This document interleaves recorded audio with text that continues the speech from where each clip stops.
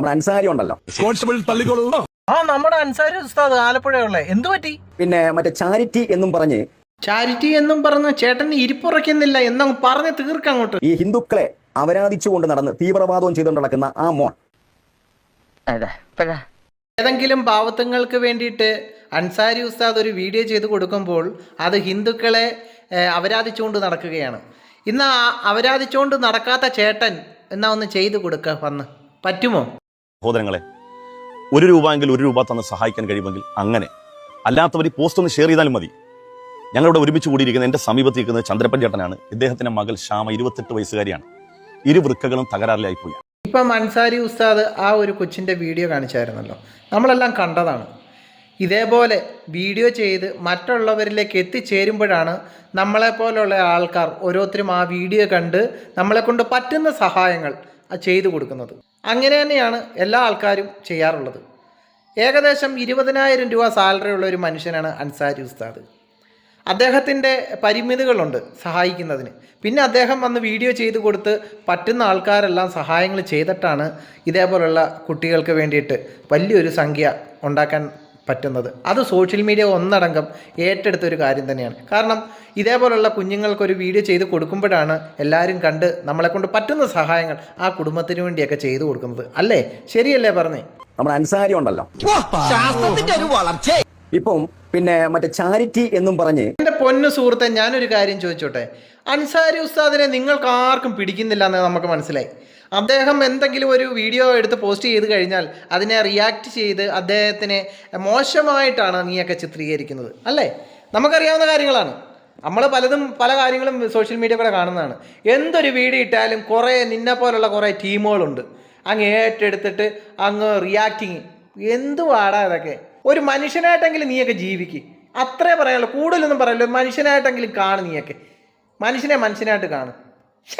ഈ ഹിന്ദുക്കളെ താനാണോ ചന്ദ്രപ്പൻ? ഞാനല്ല, ഇവനാണ്. നോക്കിയിരിക്കാതെ ഇവനെ ജീപ്പിലേക്ക് എടുത്ത് മുതലാളി ഒരുപക്ഷെ ഈ നാട്ടിലെ വലിയ പുള്ളിയായിരിക്കും.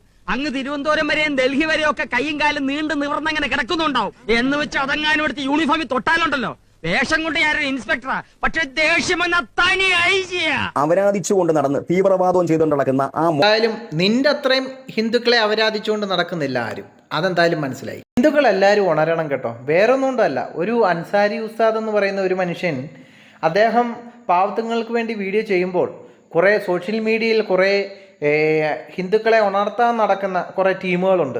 അവർക്ക് വേണ്ടിയിട്ടാണ് നമ്മൾ ഈ പറയുന്നത്. കാരണം ഇവനൊക്കെ ആർക്കും ഒന്നും ചെയ്തു കൊടുക്കത്തുമില്ല, എന്നാൽ ചെയ്തു കൊടുക്കുന്നവനോട്ട് സമ്മതിക്കും ഇല്ല.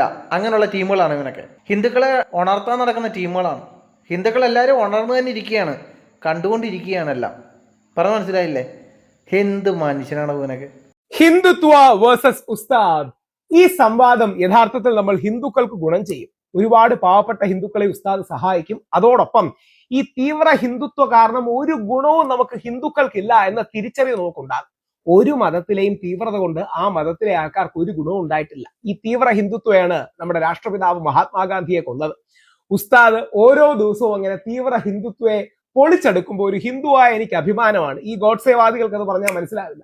നമ്മുടെ അൻസാരി ഉണ്ടല്ലോ, ഇപ്പം പിന്നെ മറ്റേ ചാരിറ്റി എന്നും പറഞ്ഞ് ഈ ഹിന്ദുക്കളെ അപരാധിച്ചുകൊണ്ട് നടന്ന് തീവ്രവാദവും ചെയ്തുകൊണ്ട് നടക്കുന്ന ആ മോൻ. നിനക്ക് എന്താടേ അദ്ദേഹത്തിനെ കാണുമ്പം കുരുപൊട്ടുന്ന? അല്ല, ചോദിച്ചതാണ്. നിനക്ക് അദ്ദേഹത്തിനെ കാണുമ്പോൾ കുരുപൊട്ടുന്നോടെ? നീ മുള്ളുമുരിക്കാ കയറി നിരങ്ങടേ, ഇതിലും ഭേദം. അതൊക്കെയാ നിനക്ക് പറ്റിയ കാര്യങ്ങൾ. ഇപ്പം പിന്നെ മറ്റേ ചാരിറ്റി എന്നും പറഞ്ഞ് ഈ ഹിന്ദുക്കളെ അപരാധിച്ചുകൊണ്ട് നടന്ന് തീവ്രവാദവും ചെയ്തുകൊണ്ട് നടക്കുന്ന ആ മോൻ. എന്തിനു പറയാൻ? ഹിന്ദുക്കളെ അപരാധിച്ചുകൊണ്ട് കിടക്കുന്ന ആളാണ് പോലും അൻസാരി ഉസ്താദ്. ഞാനും ഒരു ഹിന്ദുവാണ്, എനിക്ക് തോന്നിച്ചിട്ടില്ല.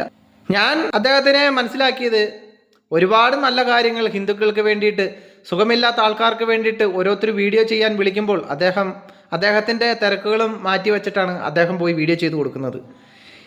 ഞാനൊരു കാര്യം ചോദിച്ചോട്ടെ, ഈ അപരാധിച്ച എന്നൊക്കെ നിങ്ങൾ പറഞ്ഞല്ലോ, എന്താ നിങ്ങൾക്ക് ആർക്കും പറ്റത്തില്ലായിരുന്നോ ഹിന്ദുക്കളെ ഉണർത്താൻ? അല്ല, ഞാൻ ചോദിച്ചതാണ്. നമ്മുടെ അൻസാരി ഉണ്ടല്ലോ, സത്യം പറഞ്ഞാൽ ഇവന് മുതുഭ്രാന്ത, അല്ലാതെ വേറൊന്നുമല്ല. ഇവനെയൊക്കെ ചങ്ങലക്കിടേണ്ട സമയം കഴിഞ്ഞ്. മതം എന്തുവാടേ ഇതൊക്കെ? ഈ കാലത്തും ഈ നൂറ്റാണ്ടിലും ഇതൊക്കെ പറഞ്ഞുകൊണ്ട് കിടക്കുന്നത്. നിന്നെപ്പോലുള്ളവന്മാരെ താമസിക്കണം. കഷ്ടം തന്നെ കേട്ടോ. ഇപ്പം പിന്നെ മറ്റേ ചാരിറ്റി എന്നും പറഞ്ഞ് ഈ ഹിന്ദുക്കളെ അപരാധിച്ചുകൊണ്ട് നടന്ന് തീവ്രവാദവും ചെയ്തുകൊണ്ട് നടക്കുന്ന ആ മോൻ. ഞാനിപ്പം മനസ്സിലാക്കിയത് സോഷ്യൽ മീഡിയയിൽ ഇതേപോലെ കുറേ വാണങ്ങളുണ്ട്. എന്നുവെച്ചാൽ ആരെങ്കിലും എന്തെങ്കിലും ഒന്ന് നല്ല കാര്യങ്ങൾ ചെയ്താൽ അവരെ വിമർശിച്ചുകൊണ്ട് സോഷ്യൽ മീഡിയയിൽ പോസ്റ്റ് ഇടുന്ന കുറേ ടീമുകളാണ് ഇവനെപ്പോലുള്ളവരൊക്കെ. കാരണം അവർക്കൊക്കെ വേറെ ജോലിയൊന്നുമില്ല. കാരണം ആരെങ്കിലും ഒരുത്തൻ ചെയ്ത് അവരെ വിമർശിച്ച് അവരെ റിയാക്ട് ചെയ്യുമ്പോഴാണല്ലോ സോഷ്യൽ മീഡിയയിൽ നിന്ന് സുക്കർബർഗ് ഇങ്ങനെ കൊണകൊണാന്ന് ഇട്ട് തരുന്നത്.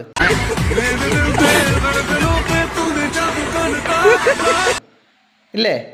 അപ്പം ചാനൽ റീച്ച് ആവും. അപ്പം എന്തെങ്കിലും ഇതേപോലെ അറിയപ്പെടുന്നവരെ ഇങ്ങനെ ഒന്ന് കൊണകൊണാന്ന് പറഞ്ഞെങ്കിൽ മാത്രമേ ഇതേപോലുള്ള തമ്പ്രാക്കന്മാർക്കൊക്കെ ഉറക്കം വരുത്തുള്ളെന്ന് തോന്നുന്നുണ്ട്. നമ്മുടെ അൻസാരി ഉണ്ടല്ലോ, ഉംബ്ര അല്ല തമ്പ്ര നമിച്ച്